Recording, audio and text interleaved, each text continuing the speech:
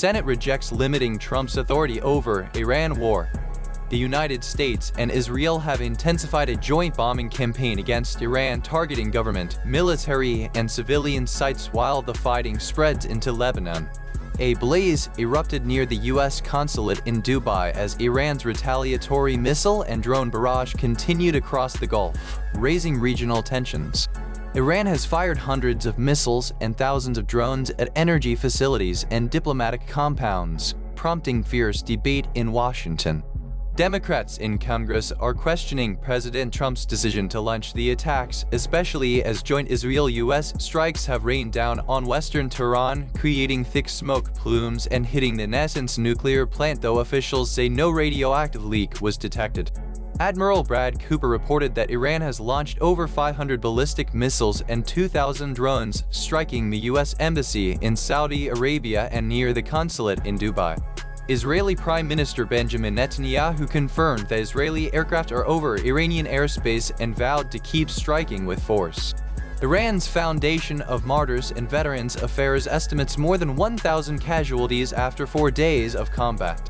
Across the Gulf, Iran has threatened to target all economic hubs if the U.S.-Israeli bombardment persists. Qatar intercepted projectiles over Doha and detained alleged Irq spies. Saudi Arabia recorded 2 drone impacts on its Riyadh embassy, causing minor damage. Oman warned U.S. personnel to shelter after a vessel was hit near the UAE. China pledged a special envoy for regional mediation, while NATO shot down an Iranian missile over Turkey. In Israel, Hezbollah claimed rocket fire on the northern town of Metchala and a missile strike on a Haifa naval base.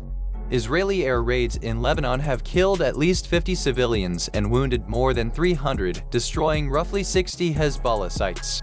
President Trump, meanwhile, declared the big-scale hitting goes now, promising severe punishment for Iran but denying any regime change agenda. General Dan Kane noted a decline in Iranian missile launches and announced deeper U.S. strikes inland, while Defense Secretary Pete Hegseth said the U.S. had sunk an Iranian warship near Sri Lanka, a strike that killed around 80 people. The U.S. Senate is poised to vote on a War Powers Act amendment to test whether Trump possesses the legal authority to continue the campaign. Trump has also rebuked UK Prime Minister Keir Starmer for withholding support. Lawmakers, after a briefing by Secretary of State Marco Rubio, warned the conflict could spiral into a ground war. The United States confirmed 4 soldiers died in an Iranian retaliatory attack on a Kuwaiti facility, bringing total U.S. fatalities to 6. In Lebanon, the government banned Hezbollah's military actions after at least